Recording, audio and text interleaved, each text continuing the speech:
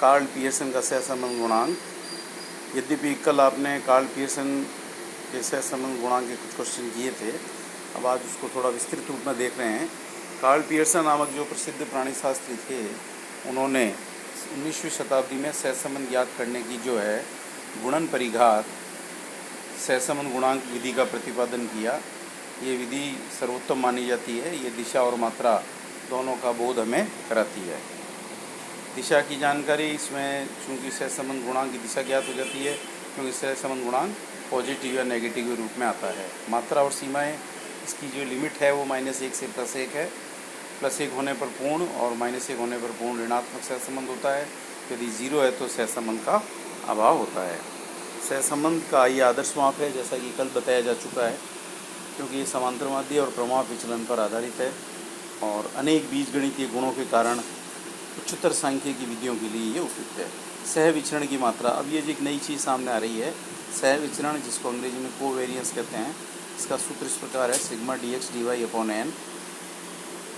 यहाँ dx और dy है श्रेणी x और y के समांतर माध्यों से निकाले गए विचलनों के लिए है, और ये सह विचरण के माप का ही गुणांक है।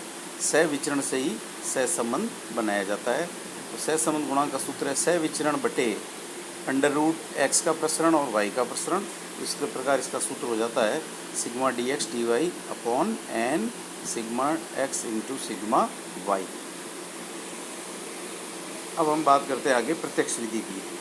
तो प्रत्यक्ष विधि में, जैसा कि आपको कल बताया गया था, दो इसमें सूत्र काम आता है। x बार और y बार की गणना करते हैं।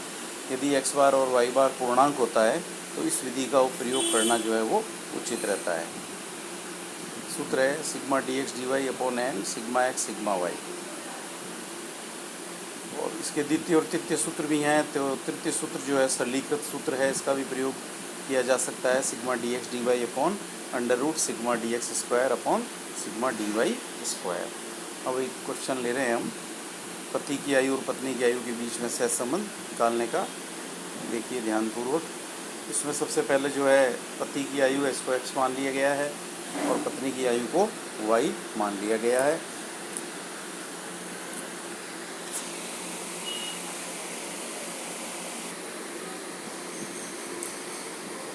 सबसे पहले x श्रेणी का समांतर माध्य निकाला गया है, जो कि 30 आ रहा है।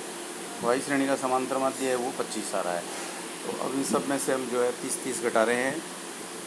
23 - 30 - 7, फिर इसी प्रकार आगे बढ़ाया है। इसका स्क्वायर कर दिया गया है।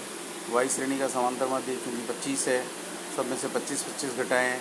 18 - 25 - 7, 20 - 25 -5, और आगे जो है 29 - 25 4। इसका स्क्वायर कर दिया गया है। फिर dx और dy दोनों विचलनों का गुणा किया है। सिग्मा dx dy आ रहा है 127 - 4 123। अब सूत्र इस प्रकार है, इसका 2 सूत्र काम में लिए जा सकते हैं, इसमें 3 बताए हैं। अब इसमें जो सबसे आसान सूत्र रहेगा आपके लिए वो अंतिम है, sigma dx dy upon √ sigma dx square और इंटू सिग्मा dy स्क्वायर।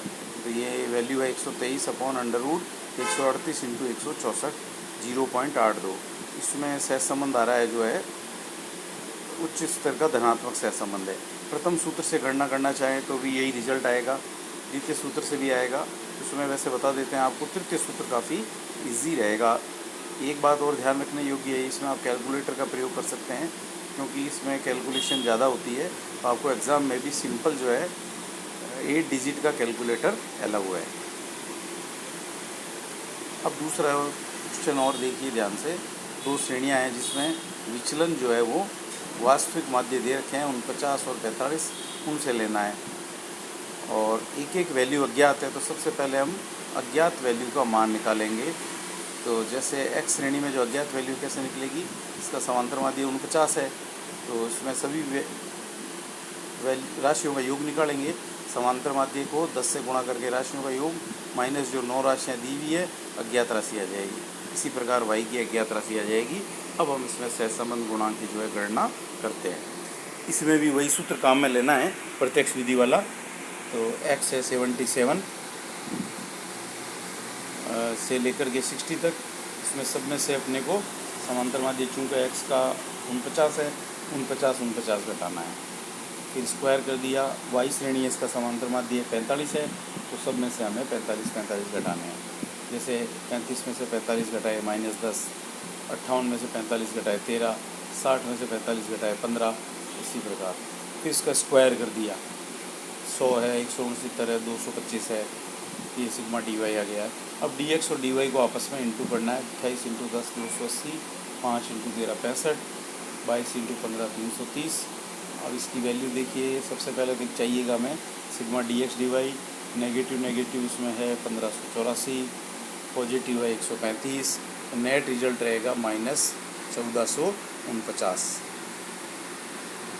दूसरा है सिग्मा डी एक्स स्क्वायर की वैल्यू 5150 और सिग्मा डी वाई स्क्वायर की वैल्यू है 920।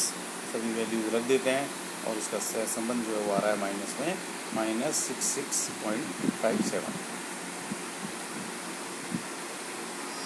तो इस प्रकार जो है आपने ये 2 उदाहरण किए